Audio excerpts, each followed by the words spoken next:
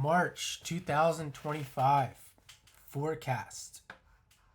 Here we are, March. This is the chart for March 1st. I'm going to go week to week. March 1st pretty much correlates with a new moon cycle here in Pisces, with the Pisces sun, and really a new moon in Aries.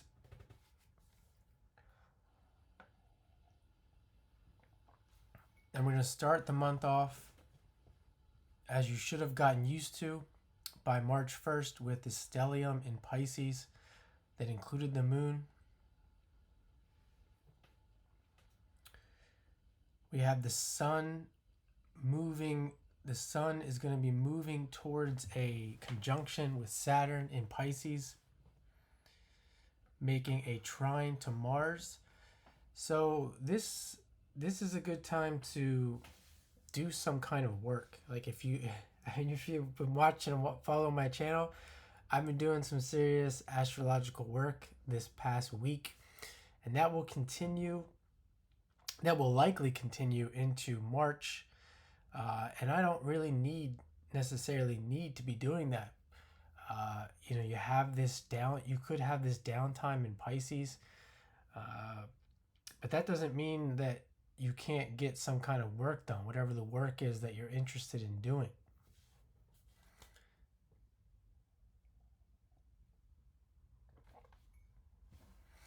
Because if you don't, this is the thing with Pisces energy. If you don't, you could be feeling depressed, you could be feeling lonely, you could have all kinds of feelings that Pisces can create. And you could also be, if you're into drugs and alcohol, this could be a time that you will be spending a lot of time doing that, which I personally would avoid, especially during this time. We're starting off the month with a square to Jupiter here in Gemini. So there could be some traveling at this point.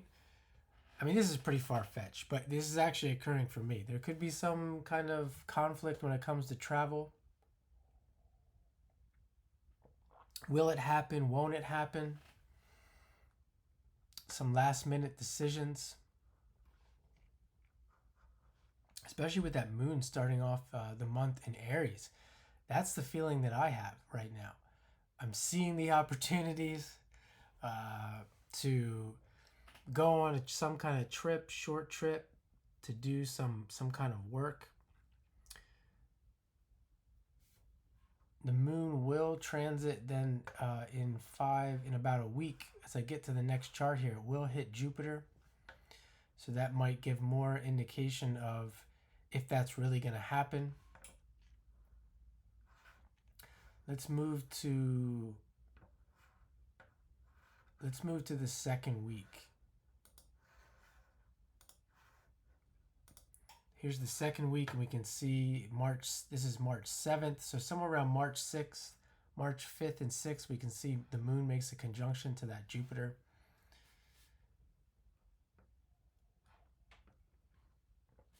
March 9th. And this really could go along with anyone who's formulating ideas as the moon went into Pisces, and especially what goes into the new moon phase here, conjunct Saturn. If something came into your consciousness, which it did mine,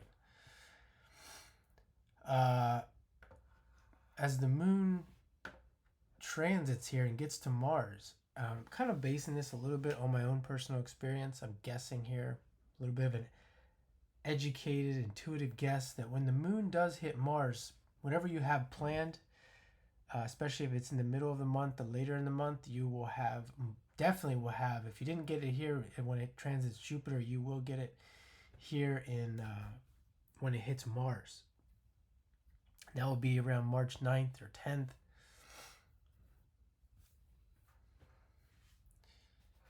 We see that by the second week, Venus is still direct.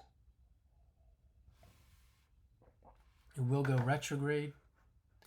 You can see here it will be retrograde by the third week, so sometime after March 7th. It will be retrograde, and that will initiate some redoing, some renewing, uh, rethinking relationships in the life. Could be any types of relationships. Bringing up old relationships, thinking about what you've experienced in this last Venus cycle, and if it's serving you, if you've learned some things, maybe you've learned more about what you want to do moving forward, and that will occur when Venus goes direct again sometime in the next couple months. And this could be particularly this Venus retrograde could be particularly prominent for people who have, or I should say important for people that have Venus in a square or opposite phase. So let's say your Venus is at 5 degrees Libra. That's the opposition. This could be more important for you. Or if, let's say, you have a Capricorn Venus in your natal chart around 5 degrees. This could be important for you. Or Cancer. So we have the opposition, the first quarter phase and the last quarter phase. Now for me, I see the Venus as being, my Venus is at 13 degrees. It doesn't, looking into the future, I don't anticipate any real conflicts. At least I don't have any conflict in my own thinking where I really feel like I have decisions to rethink when it comes to relationships. Now that doesn't mean that other people do, and they may come back into your life because of their redoing or their rethinking. So we have that going on, and then this is March 7th. Jupiter changes degree. It's about to go to 13 degrees. So if you have anything at 13 degrees,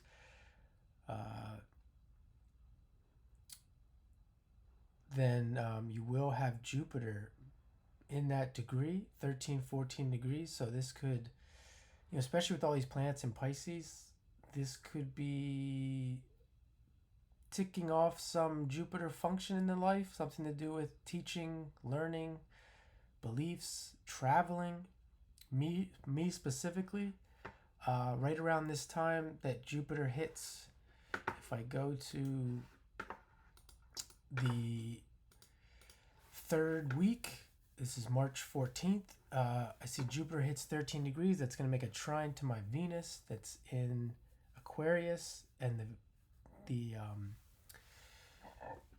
Gemini Decan, and you can really see when you're making decisions that there is some correlation with the astrology. Like for me, it's something to do with this trip. You think of short trips. It had to do with Jupiter and Mercury. You can really see this in the charts.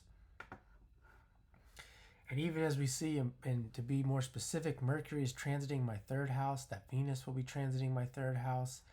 All the things that are involved in this Jupiter-Venus trine, transiting my third house. And Mars is involved because this is a Mars, not to get into too much detail, but this is a Mars type trip. And when it occurs, of course, we have the full moon. So just things like this, adding them up, you can really see that, man, this stuff, this new moon in Pisces is really going down. It's really going to happen. Well, there's more potential that it's going to happen versus someone who may have some ideas here. It may not have the same number of correlations and really nothing is going on but in your imagination.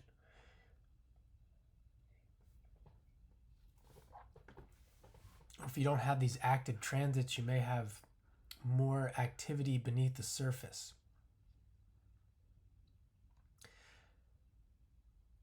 But with Saturn there, that gives this whole month more of a if anyone's talking about this being a month to think about things and to take it easy, I'm not sure that that's the case. We have with, and the reason I mention that is because the node is there, Saturn is there, and Mars is sitting, literally sitting in a trine to Pisces, to these planets. It just isn't moving at all. I mean, at the time that I'm doing this, it's 17 degrees, and here it is at 19, just about 19 degrees. More than 2 weeks later, it's only moved 2 degrees.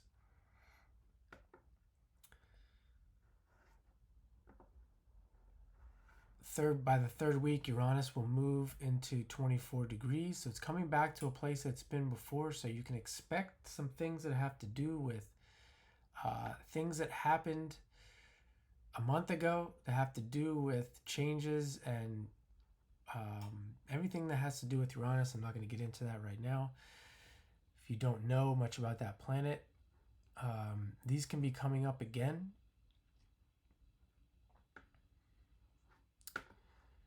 By this third week, Venus is firmly retrograde. Mercury will make a transit to that Venus. This is going. This could potentially, looking at this, you could see that whatever's going on with that Venus could be magnified with Mercury there. I see a lot of people with Mercury Venus conjunctions in their chart have a lot of overthinking. They have a lot of mental situations in the life, mental health situations. Nothing doesn't necessarily mean that it's serious, but more on the thinking side of a person who has this. So I think that this could potentially make this Venus retrograde interesting for a lot of people. But then again, Mercury probably hangs around a Venus retrograde more often than not. So nothing real new there. The Sun, by that third week, let's go to the last chart. March 21st, the Sun will move into Aries.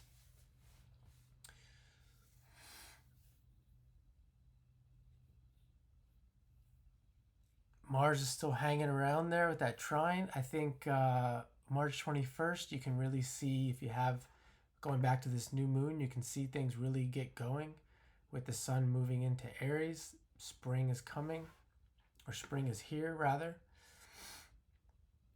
Starts off with a trine to that moon in Sagittarius.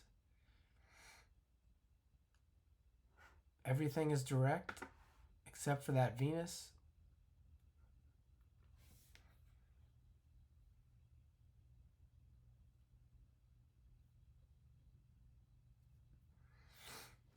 Interesting though too, like maybe I'm thinking maybe that this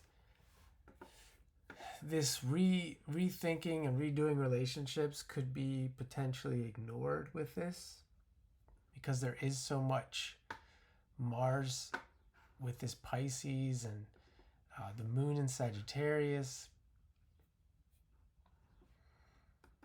Mercury in Aries, the fact that Venus is in Aries, there could be some ignoring here, and until Venus goes into Pisces.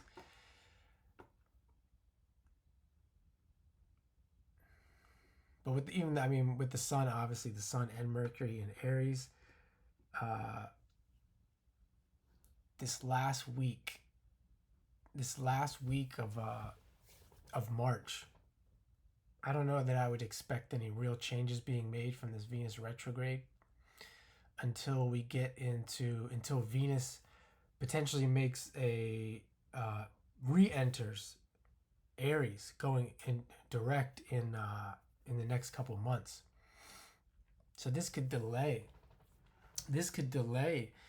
any decisions, any whoever this Venus retrograde person is that's going to make some kind of changes. I wouldn't anticipate any changes being made until, it's possible that they're delaying them until Mars or Venus goes direct. Venus goes into Aries, we're firmly in the spring. But then, of course, the Sun will be not to get too far ahead, but then of course the sun will be in Taurus, Mercury will go into Taurus, and that could slow things down as well.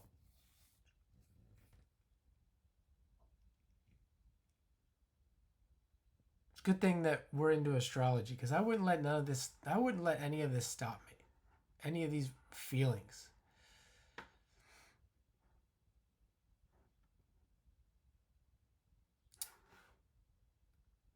Jupiter's at 14 degrees there, continues for the last week.